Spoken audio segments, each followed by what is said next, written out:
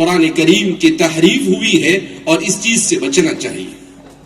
ہر زمانے میں حضرات صحابہ کرام رضوان اللہ تعالیٰ عنہ اجمعین کے بعد آج تک کے ایسے لوگ ہر زمانے میں کھڑے ہوتے رہے، مگر اللہ رب العزت نے ہر زمانے میں ایسے لوگوں کو کھڑا کیا جنہوں نے ان تمام کے تمام غلطیوں کو اجاگر کر کے بتلایا. اب ہم جس زمانے سے گزر رہے ہیں اس زمانے میں قرآن کریم کی عظمت پہلے زمانے کے مقابلے میں زیادہ کھل کر سامنے آئی. وہ اس طور پر کہ قرآن کریم نے جو بہت سارے اصول اس کائنات کے سلسلے میں بیان کیے کہ قرآن کریم یہ انسان کی سیاست میں بھی رہنمائی کرتا ہے، قرآن کریم یہ انسان کے لیے زندگی کے ہر شعبے میں صحیح رہنمائی کرتا ہے. تو اس کے بارے میں اس کی عظمت کے سلسلے میں لکھا ہے کہ آج سے تقریباً 150 سال پہلے دنیا سائنس کے اندر میں ایک شخص پیدا ہوا جس کو ڈاروین کہا جاتا ہے. اس ڈاروین نے تھیوری پیش کی کہ دنیا کے اندر انسان اور دیگر تمام کے تمام جانور یہ ترقی کر کر انسان بنا، یعنی انسان بننے سے پہلے یہ بندر تھا اور بندر سے انسان بنا. تو اس نے ایک تھیوری کو پیش کیا. اب اس تھیوری کو اتنا عام کیا گیا کہ تقریباً 100 سال تک اس تھیوری کو سائنس کے میدان میں سب سے کامیاب تھیوری سمجھا جانے لگا. اور آج بھی ایک طبقہ ایسا ہے جو اسے صحیح سمجھتا ہے، جبکہ قرآن کریم نے اس تھیوری کا انکار کیا. اللہ نے کیا کہا؟ اللہ خالق کل شیء، اللہ ہر چیز کو پیدا کرنے والا. کیا مطلب؟ ہر چیز کو اللہ نے علیحدہ علیحدہ بنایا. کوئی کسی سے ترقی کر کر ایولیشن ہو کر اور آگے بڑھ کر ایک دوسرے میں تبدیل نہیں ہوا. تعجب ہے کہ خود سائنسدانوں نے اس بات کا اعتراف کیا کہ اگر ہم اس بات کو مانتے ہیں کہ اس دنیا میں انسان یہ بندر سے ترقی یافتہ ہے یا دنیا میں ہر چیز اور ہر جانور نے ترقی کی ہے، تو فرماتے ہیں یہ غلط ہے. ایک سائنسداں کہتا ہے کہ کسی بھی چیز کو ترقی کرنے کے لیے اس کی پشت میں 10 ملین یعنی 1 کروڑ پشتوں کا ہونا ضروری ہے. اور دنیا کی عمر کو یہ بیان کرتے ہیں کہ دنیا کی عمر 2000 سال ہے.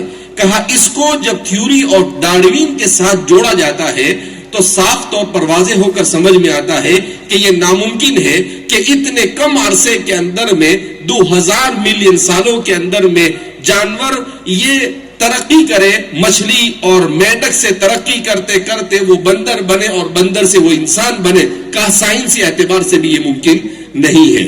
تو پھر ایک دوسرا سائنسداں کھڑا ہوا، اس نے کہا کہ اصل میں ایسا ہو سکتا ہے کہ اچانک کسی ایک جانور سے دوسرا جانور بن جائے. تو تیسرے سائنسدان نے کہا کہ یہ بھی ناممکن ہے. تو کہا کہ جانور نہ ایک جانور دوسرے جانور سے ترقی کر سکتا ہے، نہ اچانک ایک جانور سے دوسرا جانور بن سکتا ہے. تو پھر کیا ہوا؟ تو کہا کہ آج کی ماڈرن سائنس یہ کہتی ہے کہ ہر چیز کو پیدا کرنے والے نے الگ الگ بنا ہوا. قرآن نے اس کا پہلے ہی اعلان کیا اللہ خالق کل شیء، کہ اللہ نے ہر چیز کو پیدا کیا. اللہ نے گھوڑے کو الگ بنایا، اللہ رب العزت نے انسان کو الگ بنایا، ہر چیز کو الگ الگ بنایا. تو فرماتے ہیں کہ 150-200 سال کی کشمکش کے بعد سائنس اسی نقطے پر جا کر رک گیا جس نقطے کو قرآن کریم نے اپنے اندر بیان کر دیا تھا کہ اللہ رب العزت نے ہر چیز کو الگ الگ پیدا کیا. ایک عجیب حیرت انگیز بات میرے مطالعے کے درمیان آئی کہ دنیا میں آج ہم جس دور سے گزر رہے ہیں اس دور کو ڈیموکریسی کا دور کہا جاتا ہے. کیا مطلب ڈیموکریسی کا دور؟ کا مطلب یہ ہے کہ یہ زمانہ جمہوریت کا زمانہ ہے. تو فرماتے ہیں کہ جمہوریت کے اس دور میں یہ کہا جاتا ہے کہ عوام کی حکومت عوام کے ذریعے عوام کے نام پر.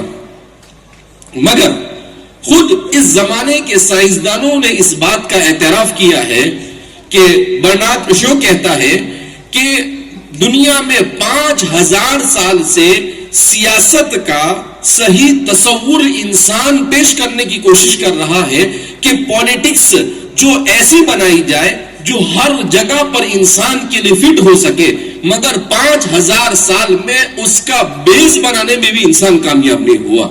جائے کہ اس کو پورا بنانے میں کامیاب ہو.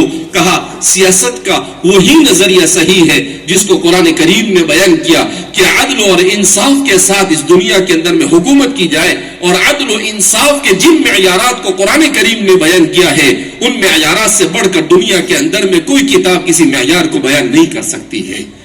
تو آج یعنی سائنس کی بایولوجی کے میدان میں ہو, چاہے پولیٹکس کے میدان میں ہو, کسی بھی میدان کو منتخب کر لو, ہر میدان میں ایک ہی بات ہے کہ سائنسداں اس بات کے کہنے پر مجبور ہو چکے ہیں کہ اللہ کی اس کے تحقیق کے ہر موڑ پر اور کوئی چیز ہدایت کے لائق نہیں ہو سکتی ہے.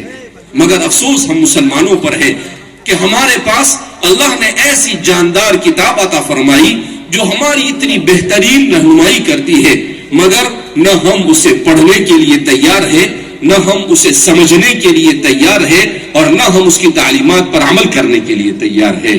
جیسا کہ بھی آپ کے سامنے مکالمہ پیش کیا گیا جس میں بتلایا گیا کہ مسلمانوں کا حال یہ ہے کہ وہ اپنے بچوں کو مدرسے میں بھیجنے کے لیے بھی تیار نہیں ہے. حکیم الامت مجدد ملت حضرت تھانوی رحمۃ اللہ علیہ کے سامنے کسی نے علماء کے بارے میں غلط سلط بات بیان کی تو حضرت نے غصے میں آ کر اس سے کہا کہ تم کیا سمجھتے ہو کہ یہ علماء تمہارے بغیر بھوکے مر جائیں گے؟ کہا نہیں, جتنی تمہیں ضرورت علماء کی ہے اتنی ضرورت تمہاری علماء کو نہیں ہے.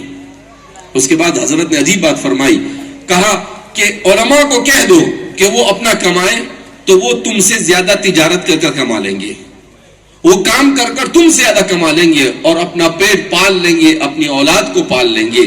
لیکن یاد رکھو, اگر تم نے ہمارے ان علماء کی عظمت نہیں کی اور ان کی قدر نہیں کی, 50 سال کے بعد تمہارے بچے آدھے یہودی اور آدھے نصرانی ہوں گے. حضرت نے کہا یہ بات آج سے کتنے سال پہلے, 100 سال پہلے بات کہی. کہا کہ یہ علماء جو ہے جو آپ کو ایسے نظر آ رہے ہیں کہ بھئی ان کی معاشرے میں کیا ضرورت ہے, مگر آپ کو یاد رکھنا چاہیے کہ یہ زمین پر اگر اللہ کی حاکمیت اور اللہ کا ذکر کسی کی برکت سے ہے تو ہمارے انہی خادمین قرآن کی برکت سے ہے, ہمارے انہی علماء کی برکت سے ہے. ورنہ حدیث پاک میں خود اللہ کے رسول صلی اللہ علیہ وسلم نے ارشاد فرمایا کہ جب روئے زمین پر کوئی اللہ کا